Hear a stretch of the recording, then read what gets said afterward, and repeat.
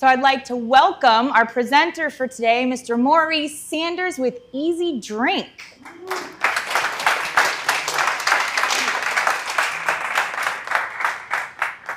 Hello, everybody. Thanks for coming out. My name is Maurice Sanders, founder and CTO of EzDrink. We've all been there before at a bar, club, festival, or event. And you spend more time waiting in line than you actually do enjoying the event.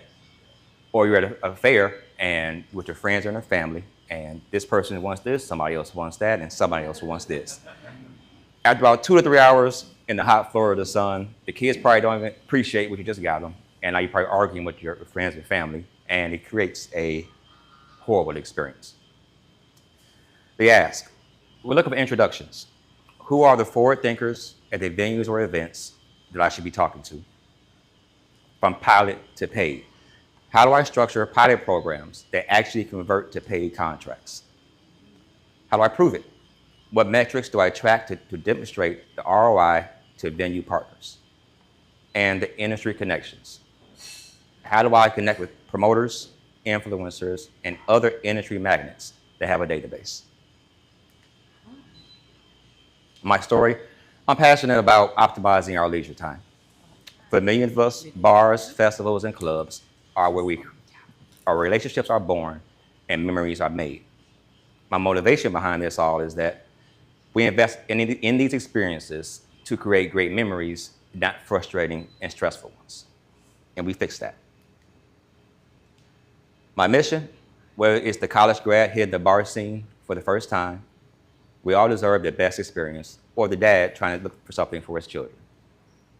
I can't guarantee better drinks or perfect food, but I found a way to fine-tune the inefficiencies of the bar experience.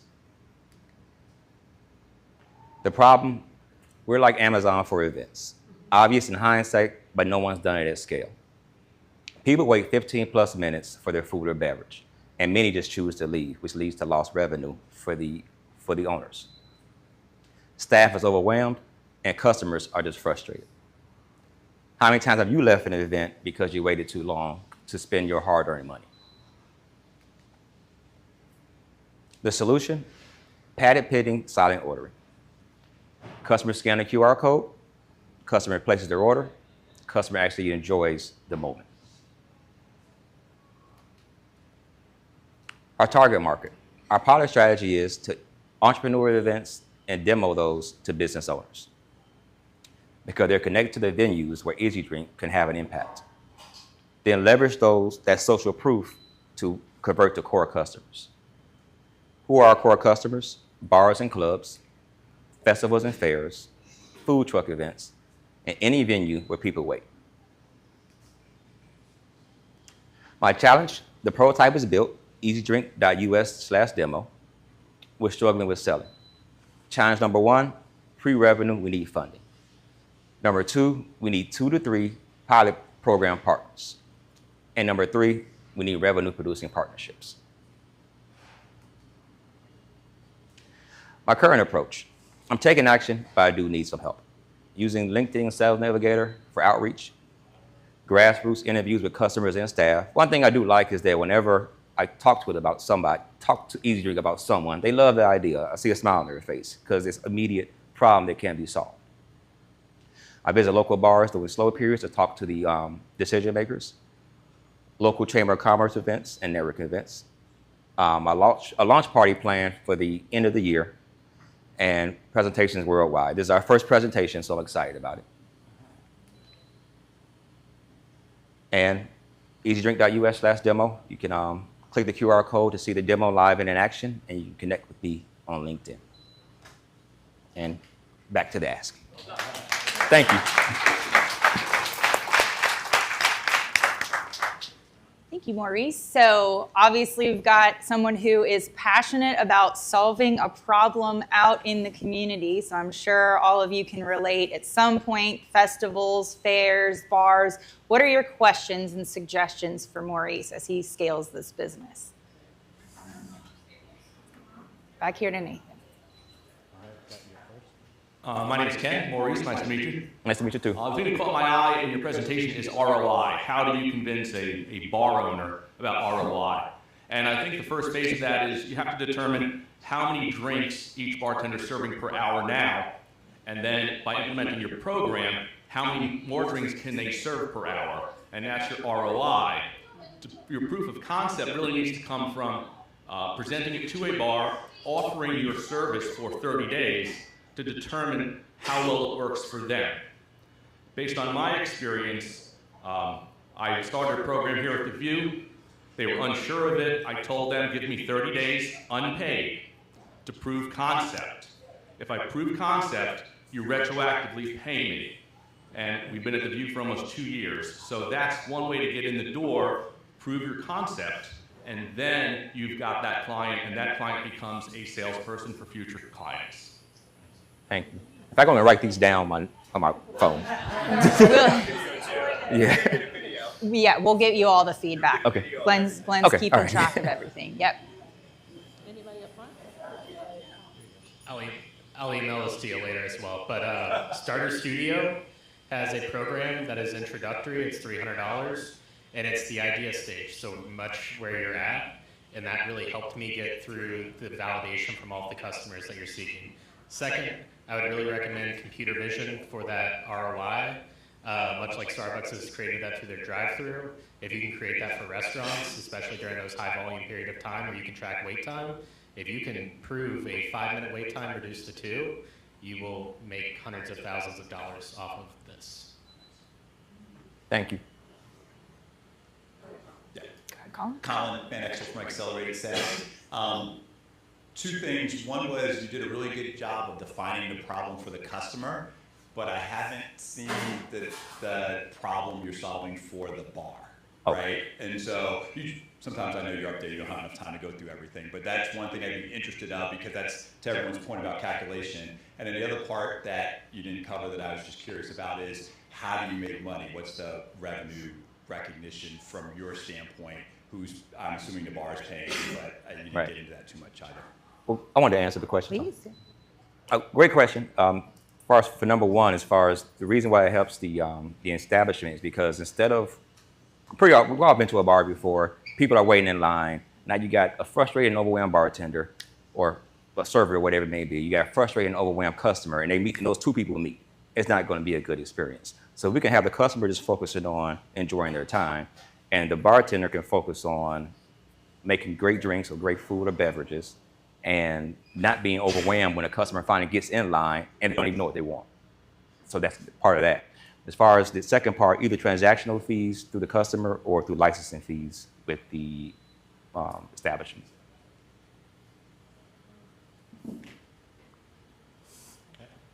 John DeRamus, SBDC. What's your gross margin? What's your targeted gross margin on your products? Not your net, pre-tax, but your gross. That's a great question. I haven't really looked at that part yet.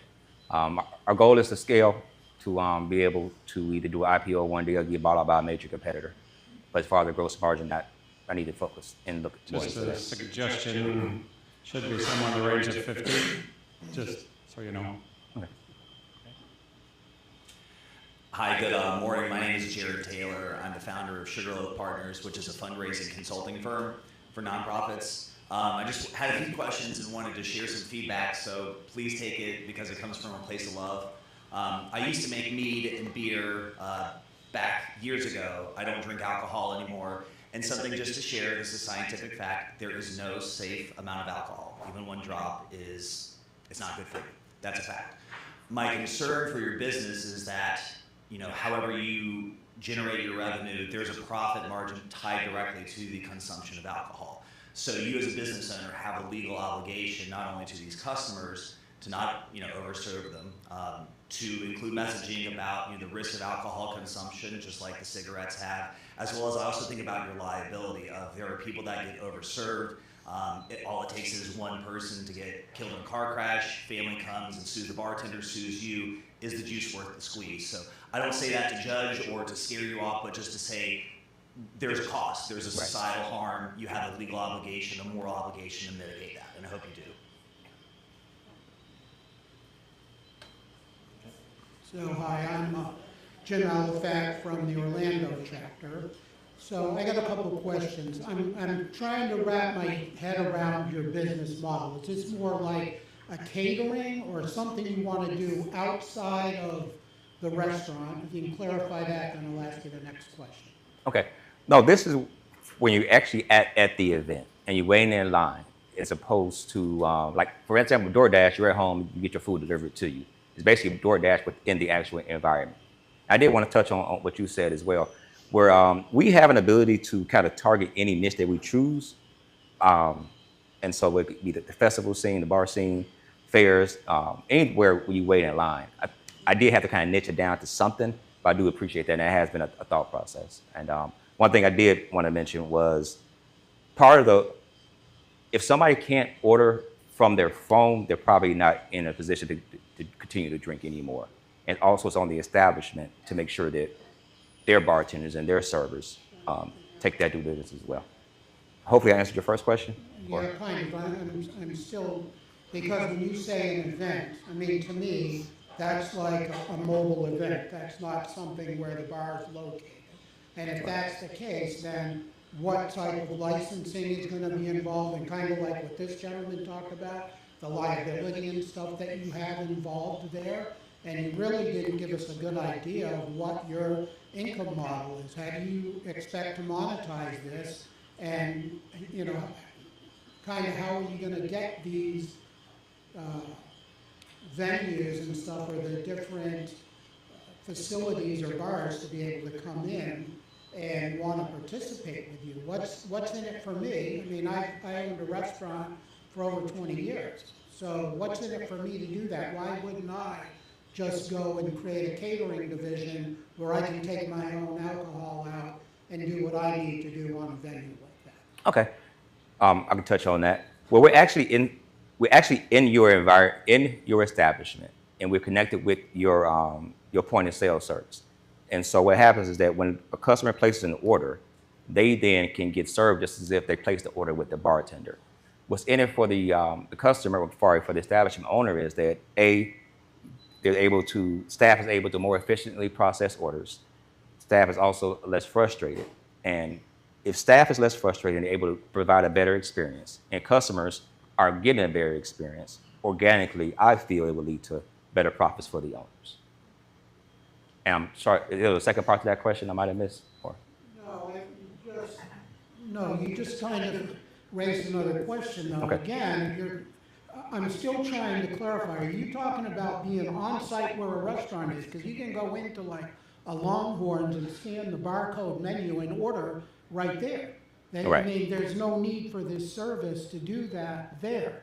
So I'm still trying to figure out, you know, what makes you unique?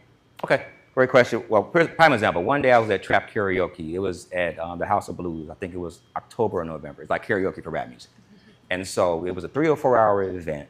And 2 to 3 of those, half of that time was people just waiting in long lines to get served. And the other half, they were actually able to enjoy the event. And so I haven't seen it where someone has done this at scale, where especially at fast-moving environments. Like, yes, Longhorn and more so like Olive Garden. That's more for toast, and that's not really my target market. My target market is for fast-paced industries where there's an overwhelm, where people are getting frustrated, where people feel like they're not getting served properly, as well as for food trucks, like at Clermont festival season, where you got hundreds of people, there's hundreds of vendors or whatever it may be, and there's this long lines, and there's frustration, and there's no real no real way to easily move around the environment. All right, good morning. My name is Danny with 23.3 Degrees, and I'm excited about the possibility here. I see potential. I see that you are passionate about it. So all of that leads me to think that you're onto something. I do understand the logistics standpoint of what are we missing and how can we kind of refine this to make it more adaptable to what these businesses need. I'm also the event coordinator for Horizon West Happenings. We do a lot of events with food trucks, like you just mentioned. My only question logistically is these are all individually owned businesses. So although it is my event for Flavor Fest, how do I get all 12, 15 different vendors to agree to use the same service? So I want to make sure that that is something that we've thought through. And also, as much as I appreciate these apps, and I know everybody's on board the AI train right now, what happens when something stops working? What have you thought about in terms of staff on site? So when we do have a hiccup, we have someone to turn to and say, how do we get around this? What are our options now? Because that's going to kill your business and your reputation more than anything, is everybody going, well, it didn't work. And then they put their phones down and now they're frustrated. So I just want to make sure we've got that backup plan. So if we hit a snag, that we've got another option ready and waiting. Right. I could touch on that. As far as once we're signed on with an event or a festival, to speak with those 15 other people that actually do the food trucks or whatever it may be, it's our job to connect with them and to show them value. By having your introduction, it kind of provides at least some social proof. And then what I noticed that people actually genuinely enjoy and see how it can be a viable concept. It's just at the prove it stage now. So the introduction alone should help. And then once, let's say, 2 to 3 people at your event have signed on and they're starting to see the efficiency, then it'll triple from there. And I forgot the second question, I apologize. No, I appreciate it, and that was a great clarification. What happens if we hit a snag? Oh. After the order? Well, as the CTO, it is my job to make sure that the technical aspect of it is ran efficiently, and we have 24/7 monitoring on that. And so we would, like in the tech space, where like AWS, where you get basically indicators when things are going wrong or when things are getting overwhelmed. So it will be me or somebody else on staff that keeps constant lookout for that. Well. Anybody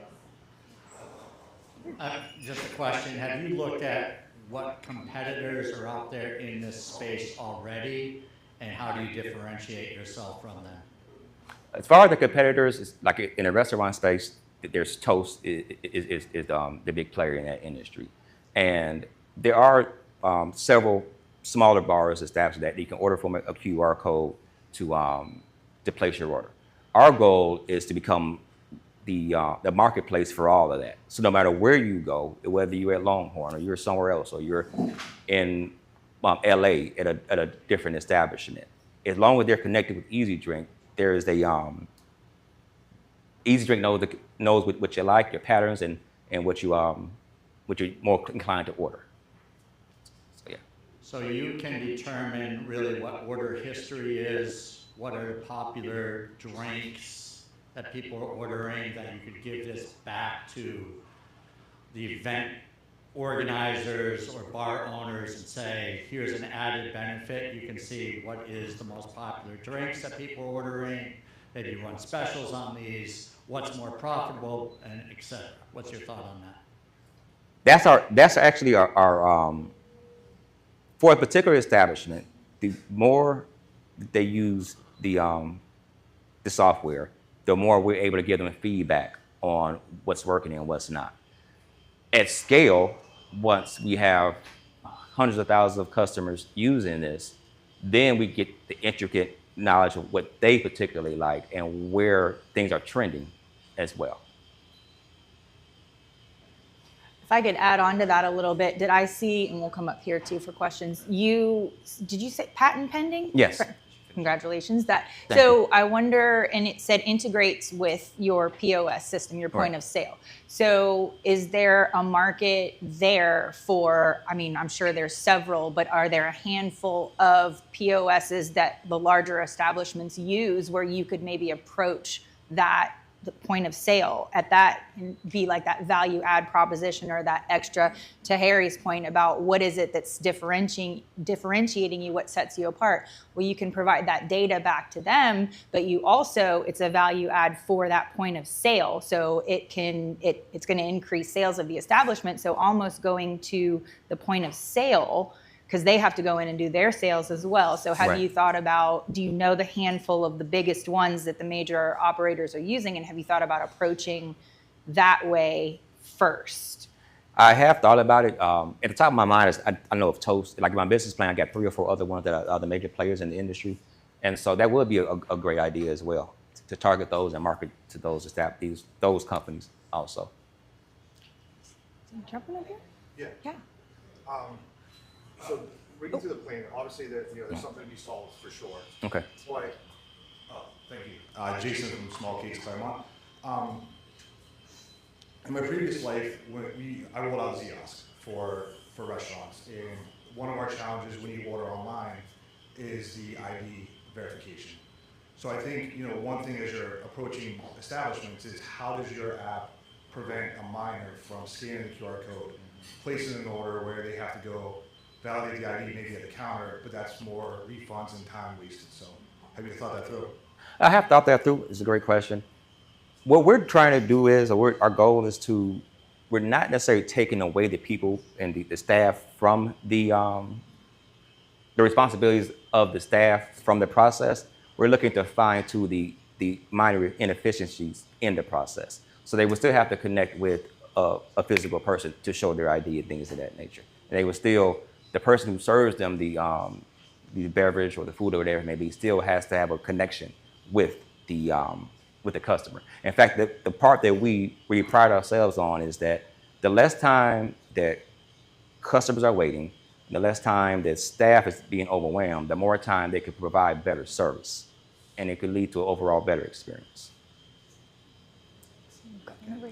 Hi, Dan James, Leadership and Personal Development Solutions. I was thinking about what you're doing. How much control would I have as the business owner? I'm working in my truck, and all of a sudden I get 50 orders, and I have a kitchen that literally can only put out 10 orders every, or an order a minute or whatever. So is there going to be controls in this that is, as the business owner, I can just mute it or slow it down or stop it to where I don't kill my kitchen and basically, or my bar or whatever? Right. Great question. Let's think back like Uber, where if you got 50 people trying to go from Clermont to Orlando, those 50 people are put into a queue. And once they're in the position to get served, then the ride comes and picks them up. And that goes back to the technical part of it, is that it's my duty and my passion to make sure those things don't happen, to make sure that it would be really crazy to invent something that's supposed to be more efficient and take away headaches that adds headaches. And so our ultimate vision is to fine-tune it enough where any inefficiencies that are in the environment, we can remove, but we don't want to add any. So the code basically would make sure if somebody is at the point where they have, let's say 5+ orders and each order takes 10 or 15 minutes, now in the app, there's going to be a queue. And so they have to wait. So. Hi, my name is Doris. I'm a leadership coach and management consultant, and I just want to offer encouragement. I think that you're onto something. I think it's a good idea. I've heard uniqueness mentioned, and you go down the bread aisle, and there's 50 companies all selling sliced white bread, and they're all making money. So I think that it doesn't necessarily have to be unique. You have a differentiation, which I really like. The only other thing that I would add is, well, there were two things. Someone mentioned it already, information. How can you leverage the fact that you're collecting this information as a component with the business owners? Because data is king, right, and capturing that information and being able to spit that back to the businesses is valuable. The other thing is you're brokering relationships. And so you talked a lot from the customer perspective. Someone called out the business owner perspective, but really in your storytelling, kind of message the fact that you're connecting relationships. You're making service better, you're increasing customer satisfaction, but you're helping to build relationships between the client and the business. And I think that has value as well. Great. One last thing I did want to speak on, I think to answer your question earlier, sir, was that one thing I noticed is that every industry there is, like, before Blockbuster, there was, before Netflix, there was a Blockbuster. And there's always these times, before Google, there was Yahoo. And our ultimate goal is to find that niche where it's called a missed opportunity in the market. Like Michael Milken back in the 1980s invented the jump bond market. Even though for hundreds of years we had the stock market, he saw something that was a small inefficiency and created a billion-dollar industry in it. And so we're trying to, I feel the inefficiency is people are not enjoying their experiences, they're getting frustrated, and it leads to, it's a trickle-down effect. Because the worst thing to do is you go out, you spend your hard-earned money, you come home, now you're arguing with your family, you're thinking, so I could just keep my money in my pocket. So. Just at what stage are you where you could go into an event or a bar like you mentioned and say, let's give this a try, like our friend suggested here, a 30-day trial? Are you in a position where you can offer something like that, see how it works out, what kind of kinks there are, how much time is invested, see what the gaps are, so that you can start figuring out, well, how much do I need to charge for this, where it's a win for the business owner, you'll get the data, you'll show them, drinks, beverages, whatever people are ordering, and then how much does that add to their bottom line? So I think there's a lot of good in setting up 30-day trials. Have you done this, and are you in a position to offer it at this point? I am in a position to offer it at this point. Great question. We have our prototype, now they call it MVP, where I'm at the point now where I can only do so much in the testing phase. It needs to be out in a live environment to kick out those kinks or knock out those kinks.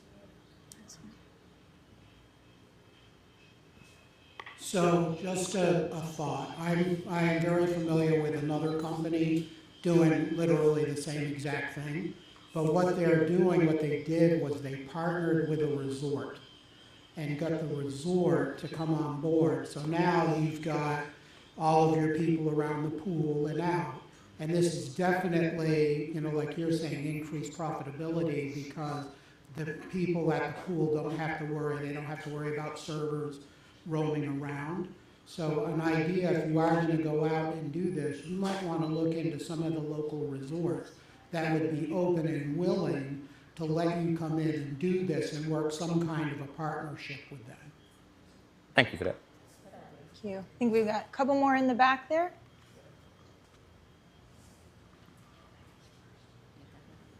Sweet. And encouragement and feedback, right? Because I know that you've received a lot of questions and as well as a lot of good ideas and concepts. Sami and Alina here with Empire Marketing Agency. I would give you a feedback that during your pilot stage, which is your infancy stage right now, you're in your infancy stage in your business, and thank you so very much for your presentation. You're onto something, hospitality, event, and as well as food industry is a big niche, is a big market. So I know that you're about to switch and create a new model, which is amazing and great.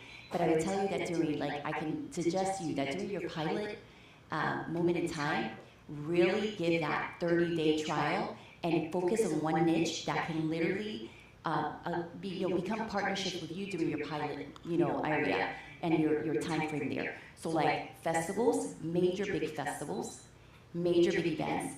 Don't focus on the small ones for the pilot one, right? Collect the data, collect the customers, collect the vendors, right? So that way you can have that, right? So you want to be able to do EDC, big festivals and events that literally people go to just do that, really to have a fun time, fun experience, and that they're going to drink. I wouldn't focus, if I was you, on restaurants or small resorts or anything. I would focus on getting that one event. Hey, can we pilot your one event? And then from here on, do retroactive, like he said, and then basically you have it already. And start building your portfolios of who you have served and who this has worked with during the database in your pilot program. So good feedback, and I'm proud of you, and I wish you the very best. Thank you. Ken Rose. So I've heard a lot about your thing. What this sounds like to me is an applet. And as an applet, I see the advantages to it. For example, we travel a lot, we're in restaurants a lot, and the biggest struggle we have is trying to get service. Our server's busy, the bar is busy. So as an applet, if I'm at my table with a group of friends, I can simply clip the app, order my drinks. I don't have to wait online for 40 minutes to try and get a drink. And I think maybe the venue or the way that you earn the money is a percentage of the fee to use the applet. Maybe it's a 1% fee. I know when I'm on a cruise ship, I would gladly pay a 1% fee to expedite my drinks because my server's on the other side of the ship. That's how I see the best use and way to earn money without charging the venue. There's a service fee for the guest to be able to get drinks in a quicker manner. Great, glad you brought that up. our ultimate goal is to get to the point where the transactional fees are so exorbitant that the venue said, well, I'd rather pay the licensing fee and keep that in-house. But I'm glad you brought that up, 'cause I forgot to mention it. So it sounds to me like you have some market research. You need to go on a cruise. You need to go to a festival. You need to go visit some fairs. Right. You need to go do some market research. So He can go everywhere now. that's right, absolutely. Anywhere EzDrink can go, Maurice is. So here's his contact information and also that QR code for that demo. So if you all think of anything after you leave here today that you want Maurice to know, get a quick shot of that so you can remember how to get in touch with him. I'm sure he will be happy to have your feedback as it comes to you. Thank you, Maurice. Thank you, everybody. I appreciate it.